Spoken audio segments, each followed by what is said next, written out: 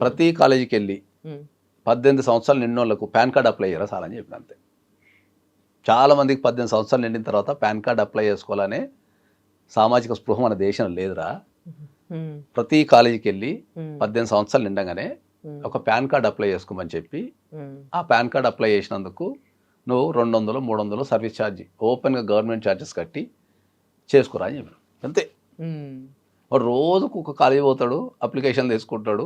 ఉమ్. రోజుకు దగ్గర దగ్గర ఒక 10 అప్లికేషన్ నుంచి 20 అప్లికేషన్ తీసుకుంటాడు. నెలకి ఇప్పుడు ₹1,00,000 సంపాదిస్తాడు ఓ నీట్గా. గ్రేట్. మనకి ఏం చెప్పలేదు నేను ఇంకా.